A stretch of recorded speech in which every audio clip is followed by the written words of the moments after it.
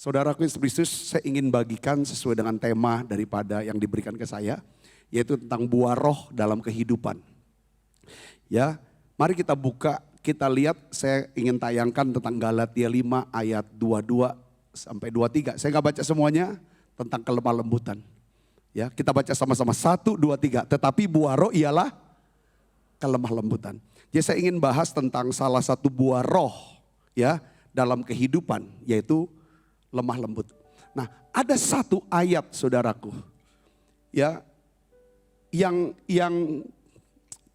ini sering sekali saya baca, saya sharing, saya doakan saudaraku Yesus Kristus. Ini ayat yang paling penting untuk kehidupan kita sehari-hari, buah roh ini.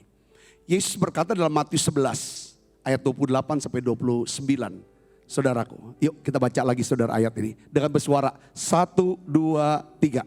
Marilah kepadaku semua yang letih lesu dan berbeban berat. Aku akan memberikan kelegaan kepadamu. Pikulah kuk yang kupasang dan belajarlah padaku. Karena apa? Aku lemah lembut dan rendah hati. Dan jiwamu akan mendapat apa? Ketenangan.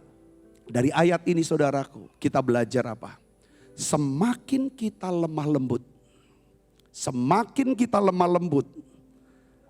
maka kita akan hidup dalam apa? Kelegaan dan ketenangan. Semakin kita lemah lembut, kita akan semakin serupa dengan siapa? Yesus. Yesus itu bilang, belajarlah daripadaku karena aku lemah lembut dan rendah hati. Alasan utama kenapa kok kita ini hidupnya capek, beban berat, stres panjang hari. Karena kita tidak belajar menjadi lemah lembut dan rendah hati. Saya ingin ajak saudara untuk belajar tentang lemah lembut dan rendah hati. Supaya hidupnya lebih apa? Lega, tenang. Katakan amin saudara. Katakan, siapa mau hidupnya lega dan tenang? Coba lambaikan tangan. Ini tempat di mana iman bertumbuh, kasih karunia Allah berlimpah-limpah, doa-doa yang penuh kuasa. Kalau hidup kita itu ada kelegaan, damai sejahtera, ada ketenangan. Katakan amin. Ya, ini hanya didapat kalau kita mau belajar lemah lembut. Dalam Matius 5 ayat 5 di dalam khotbah Yesus di atas bukit, ini khotbah yang paling penting saudaraku. Yesus berkata begini, berbahagialah orang yang apa? Lemah lembut. Karena mereka akan apa? Memiliki bumi. Dalam terjemahan mereka akan memiliki seluruh isi bumi ini. Orang lemah lembut. Kayaknya perkataannya seperti kayak, kok heboh banget ya? Apa benar perkataan Yesus ini? Saya percaya bahwa Yesus tidak pernah berdusta. Katakan amin. Perkataan Yesus adalah benar. Karena Yesus berkata, aku adalah jalan, kebenaran, dan hidup. Katakan amin. Dia bilang, berbahagialah orang yang lemah lembut. Kita akan berbahagia kalau kita belajar lemah lembut. Saudaraku, pengertian yang benar tentang lemah lembut itu apa sih? Lemah lembut adalah kekuatan yang dikendalikan. Lemah lembut apa? Coba ya, baca sama-sama dengan saya. 1, 2, 3. Kekuatan yang dikendalikan. Jadi orang yang lemah lembut bukan orang yang lemah. Ya, orang yang lemah lembut bukan orang yang overreacting. Orang yang lemah lembut bukan orang yang emosional. Tetapi orang yang dapat mengendalikan atau mengontrol kekuatannya. Katakan amin. Kata lemah lembut saudara dalam bahasa Yunaninya itu apa? Praus. Katakan sama saudara praus. Atau kelemah lembutan itu dikatakan praotes bahasa Yunaninya. Nah, kata praus atau praotes itu digunakan saudara sebenarnya pada waktu itu. Ya kan? Untuk seekor keledai liar. Kuda liar yang ditangkap untuk dijinakan saudaraku. Itu disebut apa? Kuda praotes. Kuda liar yang ditangkap lalu dijinakan. Dia disebut sebagai kuda praotes. Jadi kata lemah lembut itu dia kata praotes nih dari kuda. Kuda yang sudah dicinakan. Bukan berarti kekuatan kuda itu berkurang. Tetapi kekuatannya digunakan untuk apa? Melayani kehendak tuannya. Melalui apa? Kekang. Tali kekang itu saudaraku. Demikian juga orang yang lemah lembut. Dia bukannya orang yang lemah. Tetapi dia adalah seorang yang menggunakan. Mengendalikan kekuatannya. Untuk melakukan kehendak Tuhannya. Katakan amin. Saya mau tanya sama saudara. Siapa yang mau belajar lemah lembut bersama dengan saya? Coba lambaikan. Saudara mau belajar lemah lembut, amin? Ya, ini penting saudaraku. Jadi seorang yang lemah lembut itu tidak overreacting. Tidak emosional, tidak moody. Tidak kasar, tidak pemarah. Bukan seorang yang angkuh. Tapi seorang yang bisa kendalikan kekuatannya. Untuk tidak membalas ketika mendapat serangan atau tikaman. Contohnya siapa? Musa. Alkitab katakan orang yang lemah lembut. Musa adalah orang yang lemah lembut di dunia, di bumi ini. Katakan amin. Berapa kali Musa diserang, ditikam. Entah oleh keluarganya sendiri, Miriam dan saudara. Maupun oleh para pemimpin-pemimpin. Saudaraku, apa reaksi Musa? Dia cuma sujud nyembah. Saudara, sujud nyembah, dia tidak balas. Jadi orang yang lemah lembut itu dia punya kekuatan untuk tidak membalas ketika diserang. Orang yang lemah lembut, yang kedua di perjanjian baru disebut, belajarlah padaku, aku lemah lembut dan rendah. Siapa namanya? Tuhan Yesus. Kita bisa lihat Tuhan Yesus ketika diserang, ketika dia ditikam, ketika dia dianiaya, ketika diperlakukan tidak adil. Yesus tidak membalas. Bukan berarti Yesus tidak punya kekuatan untuk membalas. Tetapi dia bisa kendalikan kekuatan kuasanya hanya untuk melakukan kehendak Bapaknya di sorga. Saya bisa di sini katakan amin. Memang yang paling ngeri kalau seseorang punya kekuatan, punya kuasa, saudaraku. Ya kan? Ketika dia bukan orang yang lemah lembut, dia akan salah gunakan itu. Ibu bapak saudara, jadi orang lemah lembut itu. Tetapi juga dari sisi yang lain saudara, orang lemah lembut adalah orang yang memiliki kemampuan untuk bisa menerima keadaan-keadaan yang diizinkan Tuhan terjadi dalam hidup dia. Dengan apa saudara? Dengan sikap tenang. Dengan bisa tetap percaya dan berkata, Tuhan tetap baik. Seperti ada satu lagu, apapun yang terjadi di dalam hidupku, selalu ku berkata, Tuhan Yesus baik. Kalau kita bisa seperti ini, kita belajar menjadi orang yang apa? Lemah lembut. Contoh di Alkitab siapa saudara? Ayub. Ini orang lemah lembut tuh saudara Ayub. Setuju saudara katakan amin? Ketika dia kehilangan hartanya. Ketika dia kehilangan anaknya. Saudaraku, apa reaksi Ayub? Dia berkata saudaraku. Ya kan? Dengan telanjang. Aku lahir datang ke bumi. Dengan telanjang aku akan kembali kepada Tuhan. Terpujilah Tuhan. Ya kan? Engkau itu kata-kata seorang yang apa? Lemah lembut. Kita harus ambil keputusan untuk belajar menjadi orang yang lemah lembut. Karena ada banyak manfaat. Saudara mau belajar hari ini? Katakan amin. Saya mau bagikan tentang tiga berkat aja, 3 manfaat. Kalau kita belajar meningkatkan kelemah lembutan. Kita sudah tahu kelemah lembutan itu apa? Kelemah itu kekuatan. Ya kan? Yang kita mau kendalikan dan kita gunakan hanya untuk melakukan kehendak Tuhan. Katakan amin. Katakan amin saudaraku. Ya kan? Kekuatan yang dimana kita mau bisa menerima. Ya kan? Keadaan-keadaan yang Tuhan izinkan. Tanpa marah, tanpa sungut. Saudara, dan tetap berkata, Tuhan akan turut bekerja untuk datang kebaikan buat hidupku. Saudara, 3 berkat. Kalau kita punya kelemah lembutan. Ya saudara, kalau belajar tentang lemah lembut, kayaknya gak bisa tamat saudara, gak bisa tamat. Tetapi orang bisa melihat dampak daripada hidup kita. Semakin kita lemah lembut dan rendah hati, orang bisa melihat Yesus. Melihat Yesus di dalam kehidupan kita. Yang mengerti katakan amin. Katakan amin. Yang pertama saudaraku, ya, kelemah lembutan itu memiliki kekuatan untuk meredakan konflik. Katakan amin. Yuk sama-sama dengan saya katakan. Kelemah lembutan memiliki kekuatan untuk meredakan konflik. 1, 2, 3. Kelemah lembutan memiliki kekuatan untuk meredakan konflik. Saya bilang meredakan. Saudara, kelemah lembutan, ya kan? Kenapa? Karena kelemah lembutan itu bisa meredakan kemarahan. Seperti dia tuh seperti penjinak bom kemarahan gitu, dijinakkan. Orang mau marah, kita mau marah karena ada roh lemah lembut nih. Cek. Ya. Kelemah lembutan tuh untuk penangkal. Saya bilang pencegah kemarahan dan konflik.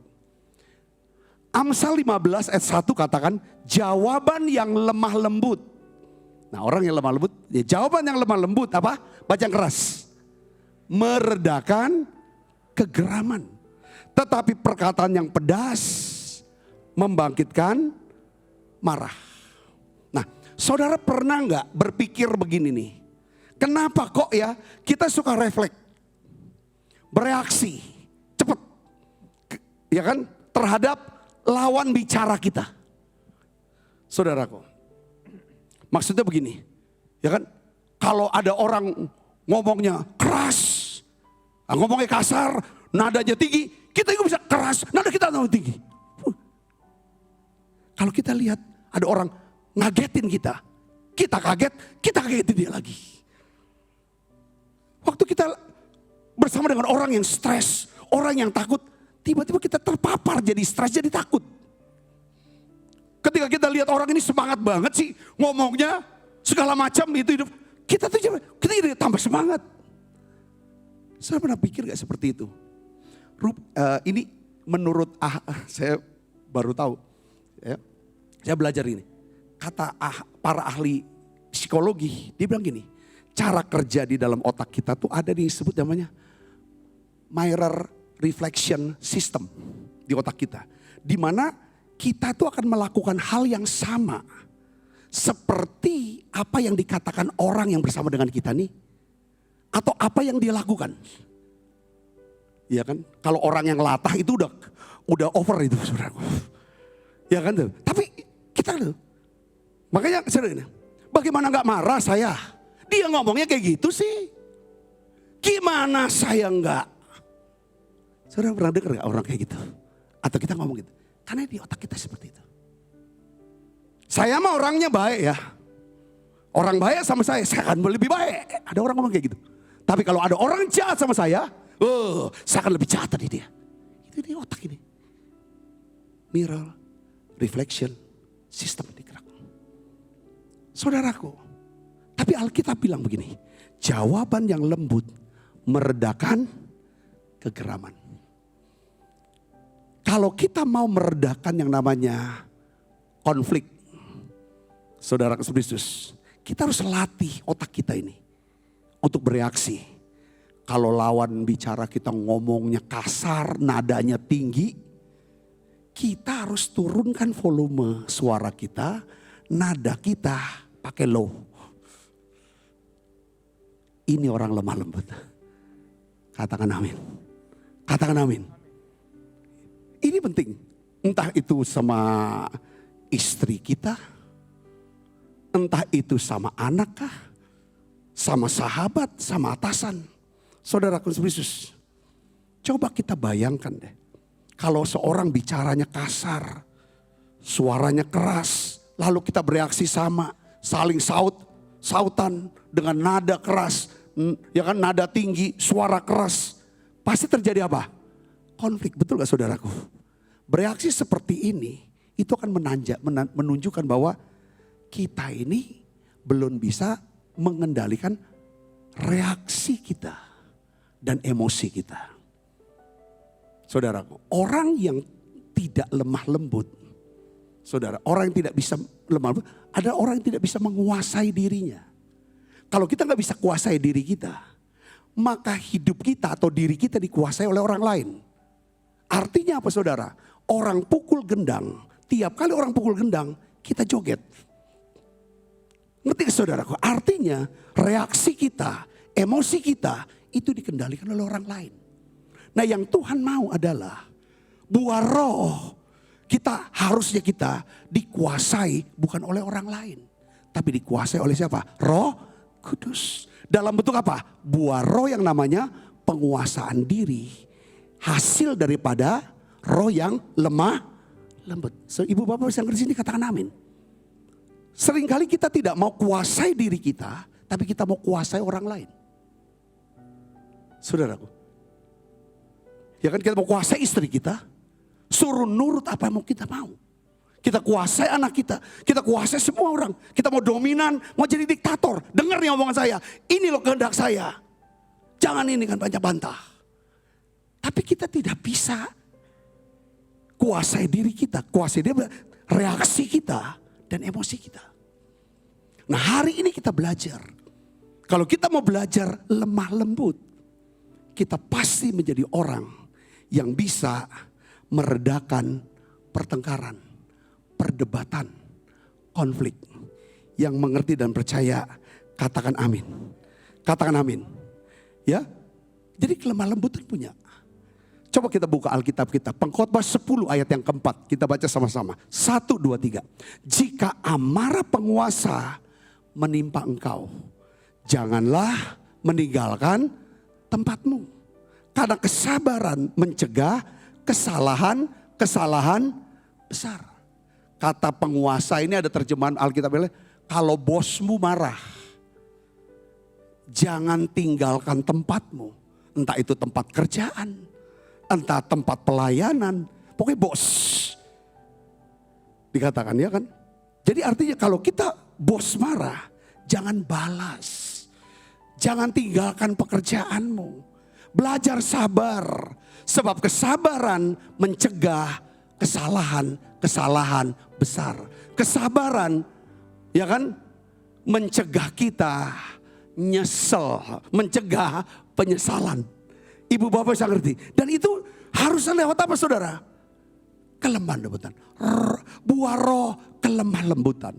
Yang menyebabkan kita bisa kuasai diri kita. Katakan amin. Kita tidak akan pernah menguasai orang lain. Kita selalu memberikan. Saudara, itu Yesus. Itu Tuhan. Makanya Tuhan kasih kehendak bebas buat kita. Saudara, ketika kita bilang Tuhan kuasai hidup saya. Penuhi saya Roh Kudus. Maka dia akan berikan buah roh. Kasih, sukacita, damai sejahtera, kelemah lembutan. Saudara, dan lain sebagainya di ujung dengan penguasaan diri. Jadi kelemah lembutan memiliki kekuatan untuk meredakan apa? Konflik. Katakan amin saudaraku. Paling tidak kita tuh gak terus berdebat. Konflik, bertengkar. Dengan kadang kalau kita punya lemah lembut sama diri kita sendiri, karena sendiri kita juga marah. Saudara, ini penting banget. Lebih kalau saudara dan saya, kita bisa tumbuhkan yang namanya buah roh namanya lemah lembut, kita pasti lebih sehat. Karena jiwa kita lebih apa? Lebih tenang, tubuh kita pasti lebih sehat. Katakan amin saudara, tidur lebih nyenyak. Ya kita nggak bisa, setiap kita dasarnya nggak ada yang bisa lemah lembut. Kita ini semuanya kasar. Betul gak saudara? Angkuh, emosional, moody, saudaraku. Tapi kalau saudara dan saya ambil keputusan, komitmen, doa tiap hari, lembutkan hatiku Tuhan. Kita nyanyi lagu-lagu, Bapa lembutkanlah. Lagu-lagu seperti itu.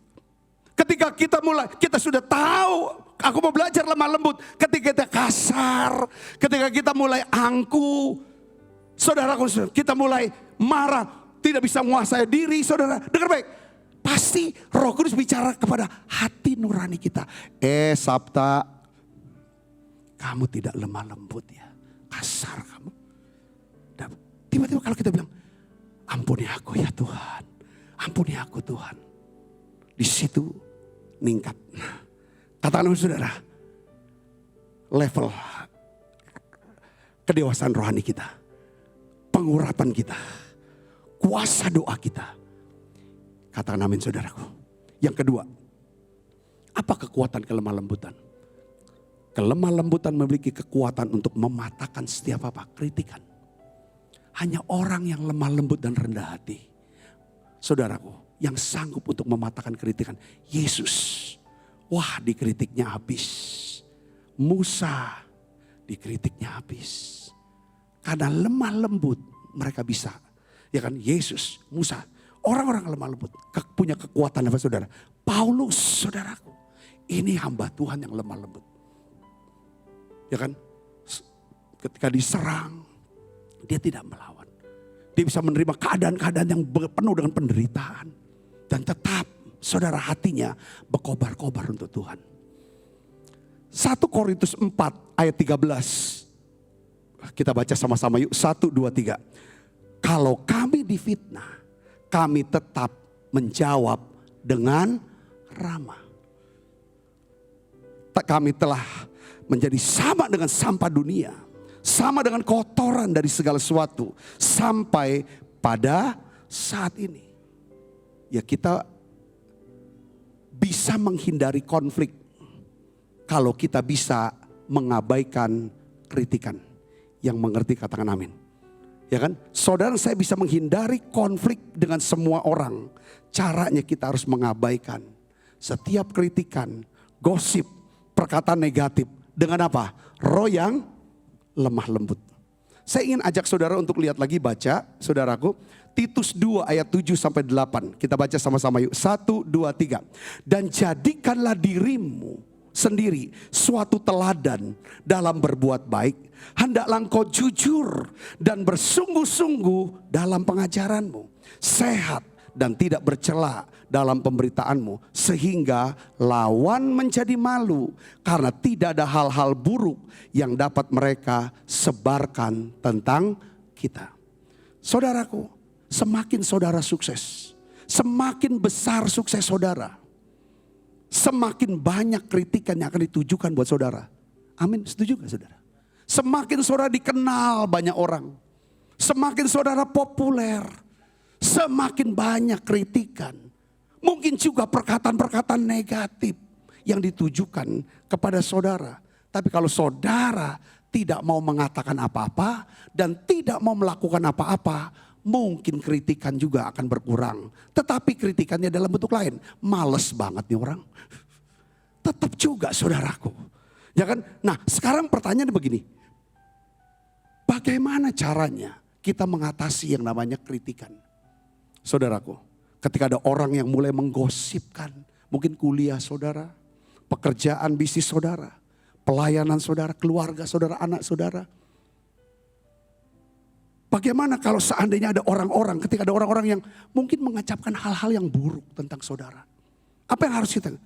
Ini penting saudaraku. Ini yang saya coba belajarin. Dulu kita berpikir, makin banyak orang kenal saya, makin banyak jadi perbincangan banyak orang. Tergantung kacamata orang mau lihat kita. Katakan amin. Kita nggak usah jauh-jauh. Presiden Jokowi itu dikenal oleh seluruh rakyat Indonesia. Saudara ngerti maksud saya? Alangkah banyaknya. Tetapi kita bisa melihat beliau. Apa yang beliau lakukan? Tidak ada satupun saudaraku. Istilahnya bantahan, balasan yang keluar dari mulut presiden kita. Atas orang-orang yang membenci dia. Kata-kata yang jahat. Kata-kata negatif. Saudara kita gak usah jauh-jauh. Ada contoh di depan kita. Apa yang menyebabkan orang yang sederhana? Saudaraku, setiap kali yang namanya pemilihan umum, pilkada, menang wali kota Solo, gubernur Jakarta, 2 kali presiden. Saya melihat, saudaraku, ya kan, sifat lemah lembut dan rendah hatinya ini ada di dalam orang ini. Katakan amin saudaraku. Ya kan? Beliau bisa meredakan yang namanya konflik di Indonesia. Saudara, bisa mengatasi yang meredam yang namanya kritik. Saudaraku. Nah, saya ingin beritahu kepada saudara supaya nih untuk bisa nambah-nambah istilahnya senjata di dalam pikiran. Saya mau kasih tahu begini saudaraku. Ya, kita harus tahu loh. Ya, ada orang-orang yang memang kecanduan.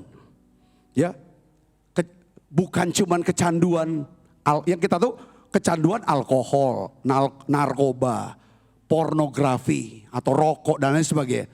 Tetapi saudara mungkin nggak ada orang-orang nih kata psikolog, ada orang-orang yang kecanduan akan kemarahan. Dia candu dengan kemarahan. Dia tuh kalau nggak bikin orang marah, rasanya tuh dia nggak hidup gitu loh. Seperti orang pecandu narkoba, kalau dia nggak makan narkoba, maka dia rasanya nggak hidup. Kalau dia nggak marah, dia rasanya nggak hidup.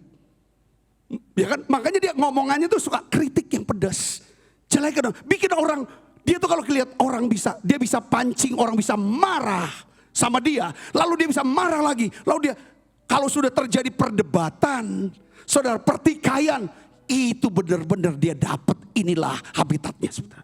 Seperti ikan ketemu air, saudaraku. Itu ada orang-orang yang seperti itu, saudaraku. Karena satu-satunya, karena kenapa mereka begitu? Karena mereka adalah orang-orang yang hidup dalam keadaan apa? Stres. Terluka, kita tahu orang terluka pasti akan melukai orang. Ngalami gangguan, gangguan apa? Mental, jiwa. Jadi satu-satunya cara mereka, bagi mereka, untuk ngerasa dia lebih baik. Lebih bisa hidup, lebih bisa semangat. Dia akan pancing orang untuk marah dan terluka. Dia gak akan pernah tenang, ya kan? Sampai dia bisa berdebat, bertengkar, berkelahi dengan orang lain. Dan mereka-mereka ini mungkin adalah orang-orang yang ada di sekitar kita. Kadang-kadang ada orang bilang, aku capek loh Pak dengan orang ini. Orang di rumah, mungkin itu pasangan kah, orang tua kah, itu anak atau kawan kerja, saudaraku.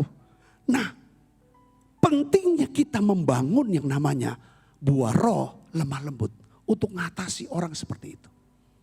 Saudara pernah, saudara ngalami hal seperti itu? Kalau saudara boleh tanya, Pak Sabta, Pak Pendeta, saya pernah. Saya hidup, saudara cukup lama pada waktu itu masih bujang. Saudara, waduh, caranya gimana? Oh ini untuk membentuk diri saya. Tapi satu hal yang harus kita doa. Saudaraku Yesus, ini yang harus kita doa. Ya kan, harus punya komitmen bahwa kita mau berlaku lembut dengan menghindari apa? Pertengkaran. Katakan amin. Katakan amin. Kita harus berlaku lemah lembut dengan apa? Menghindari pertengkaran. 2 Timotius 2 ayat 24 sampai 25 kita baca sama-sama. 1, 2, 3. Sedangkan seorang hamba Tuhan tidak boleh bertengkar. Siapa di sini hamba Tuhan? Ada hamba Tuhan di sini? Saya hamba Tuhan. Saudara hamba Tuhan bukan?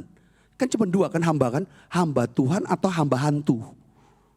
Kan semua kita adalah hamba Tuhan. Katakan amin saudaraku. Ini itu dengan hamba Tuhan. Kita adalah orang-orang yang melayani kehendak Tuhan. Bukan orang yang berseru kepadaku Tuhan, Tuhan yang masuk kerajaan sorga.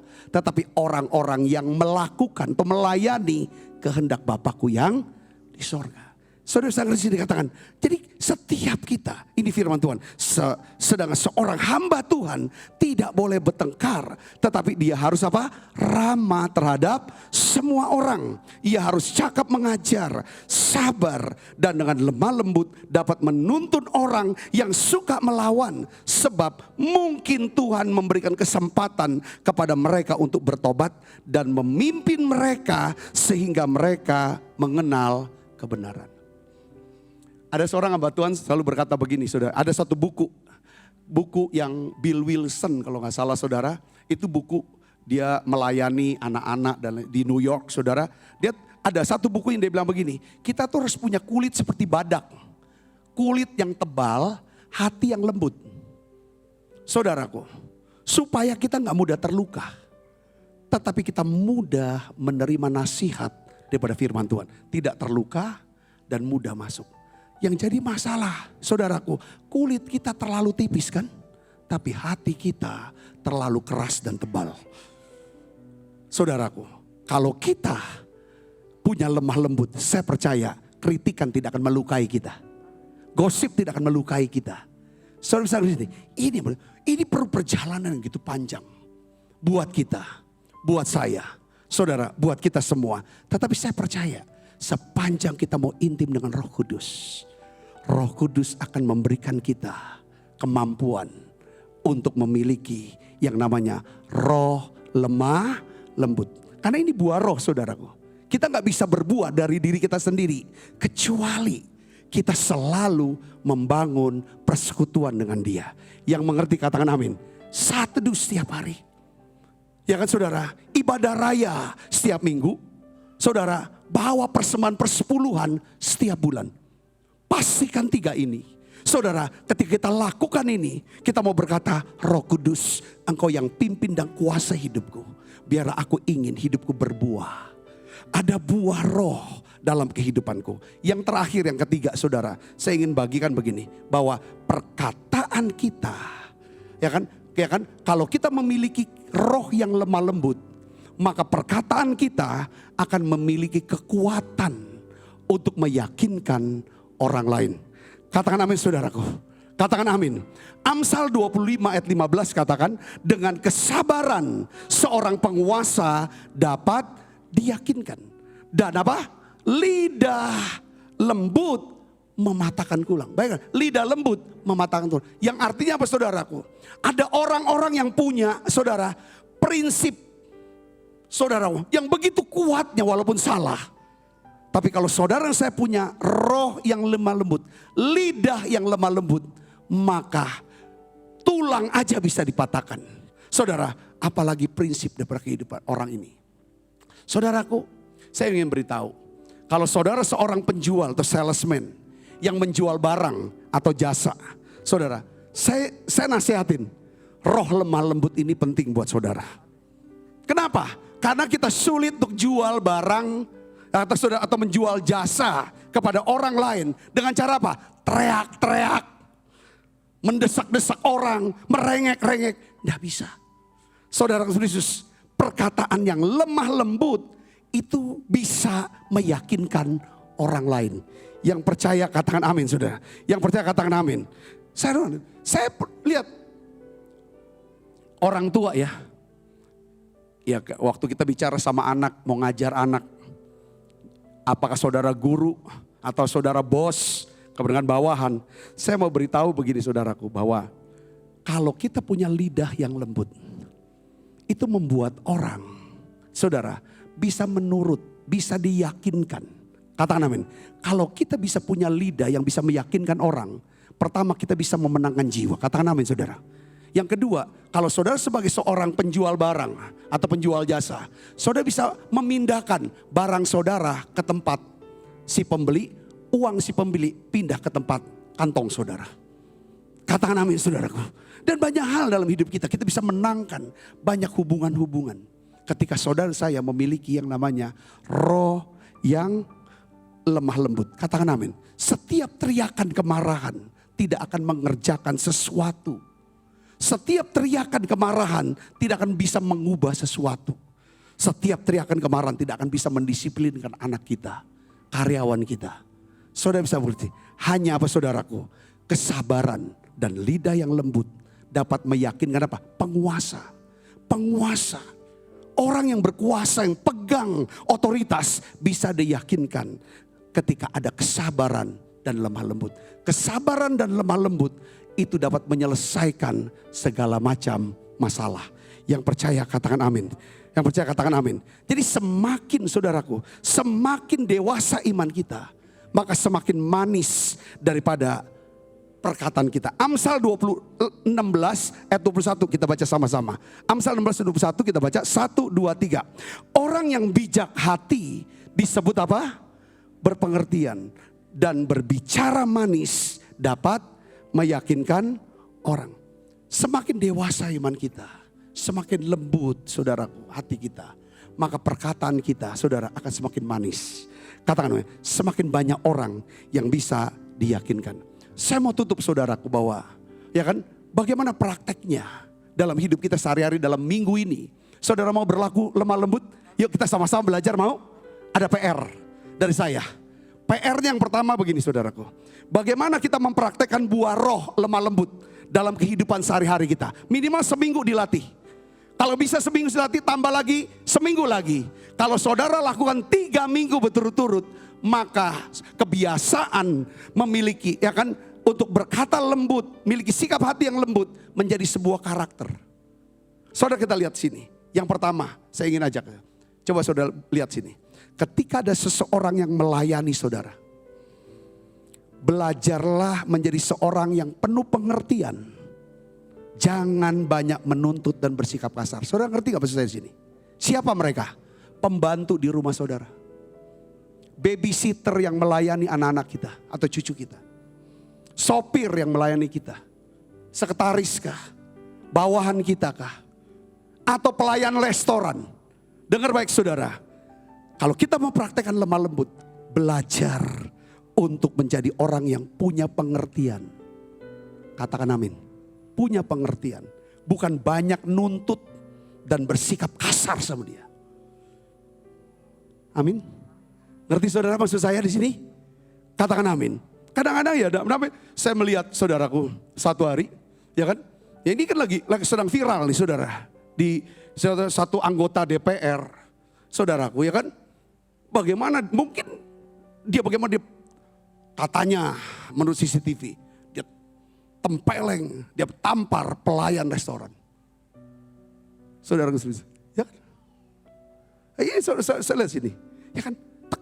Ini pelajaran buat kita. Kita kalau bukan untuk, aduh Tuhan, bagaimana perlakuan kita dengan pembantu rumah tangga kita, sama babysitter kita, belajar lama lembut di situ, ya kan? Kata-kata istri, sama anak, ya kan? Mereka yang melayani kita, nolong kita, yang mendukung kita. Saudaraku, itu yang pertama. Ya kadang-kadang ada orang, saya pernah lihat satu hari saudaraku, saya tahu dia seorang jenderal bintang 4, duduk di seberang. Waktu itu tonton 8 bulan, saya ada waktu tugas di Papua pada waktu itu saya. Saya tugas Papua, ya naik pesawat kecil karena saya bisa lihat. Itu beliau itu adalah ya kan jenderal saudaraku. Ya kan, kunjungan ke Papua, pramugari yang bawa kopi sama teh karena goncangannya kuat, numpahin badannya sudah panas-panasan. Saya nungguin, waduh bahaya nih. Itu waktu itu kan masih zaman Orde Baru. Langsung sampai pramugari itu sampai sujud-sujud begitu. Dia bilang enggak apa-apa, dia bilang. Enggak apa-apa. Saya juga sering buat salah. Saya bilang, keren nih kayak gini. Saya ngerti maksud saya sini, katakan amin. Banyak kesaksian-saksian para hamba Tuhan rupanya dia bilang. Waktu dia pergi ke satu restoran cepat saji. Saudaraku yang layanin tuh bete banget gitu. Ngomongnya pedes, kasar segala macam. Dia santai enggak apa, lalu dia kasih tip agak besar. Lalu dia tanya, apa kamu ada masalah? Dia mulai cerita dan lain sebagainya segala macam tentang rupanya dia bisa terbuka cerita. Akhirnya mau nggak saya doakan? Didoakan saudara. Saudara, dia menangis. Rupanya dia bete karena dia ya kan baru kehilangan daripada orang tuanya meninggal.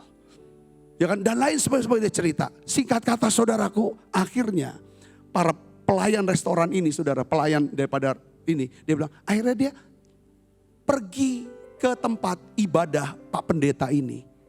Menjadi jemaat. Lalu meningkat jadi pengerja. Sekarang menjadi penuai jiwa yang luar biasa. Saya baca buku dari seorang hamba Tuhan dari Amerika. Dia cerita seperti itu.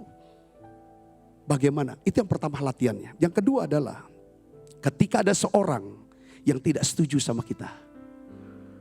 Belajarlah bersikap lembut. Jangan kasar. Dan keras terhadap mereka. Saudara, ada orang yang tidak setuju. Kan ada banyak orang gak setuju sama kita. Betul kan saudaraku? Gak semua orang setuju sama kita. Saudaraku, coba gimana? Ya kan? Roma 14 ayat 1 katakan, terimalah orang yang lemah imannya. Tanpa mempercakapkan pendapatnya. Maksudnya dia kan gak setuju pendapatnya sama dia. Gak setuju sama kita. Ya kan? Terima. Apalagi dia kan lagi sedang iman. Oh ini gak setuju, mungkin dalam bentuk kritikan, omongan negatif atau di segala macam. Tetap saudara bersikap lembut. Kita belajar latihan. Ini bukan saya ngomongin, saya dan saudara kita sama-sama belajar dalam minggu ini. Katakan amin saudaraku. Yang ketiga, ketika ada orang yang mengecewakan kita, coba tetap bersikap apa? Ramah. Jangan memusuhi dia. Katakan amin. Efesus 4 ayat 32 katakan, tetapi hendaklah kamu ramah seorang terhadap yang lain. Penuh kasih mesra dan saling mengampuni. Sebagaimana Allah di dalam Kristus Yesus mengampuni kamu. Amin, tetap ramah. Saudara mau belajar lemah lembut? Katakan amin. Katakan amin. Kita harus bisa ngerti. Kita sering ngomong sama orang yang melayani. Kenapa sih dia begini? Kita selalu ngomong gini, yang melayani entah pembantu, babysitter, atau sopir segala macam. Bodoh banget sih kita ngomong gini. Ini. Saya kadang-kadang suka nyeletuk. Kalau dia pinter, kita yang layani dia, bukan dia yang layanin kita. Kalau dia lebih hebat dari kita, kedudukan dia nggak di bawah kita, pasti dia di atas kita. Katakan amin saudara, kita harus bisa belajar menjadi orang pengertian. Saudara bisa ngerti sini, katakan amin. Tidak semua orang setuju sama kita. Kita harus tahu karena kita Tuhan yang sempurna aja tidak ada yang setuju. Ada yang tidak setuju, bahkan dia mati disalib dari orang-orang yang tidak setuju. Saudara katakan amin saudara. Orang yang lemah lembut, dia hanya berfokus untuk nyenengin Tuhan. Saudara mau belajar lemah lembut? Tutup mata kita. Kita bangkit berdiri yuk saudara. Kita akan berdoa bersama.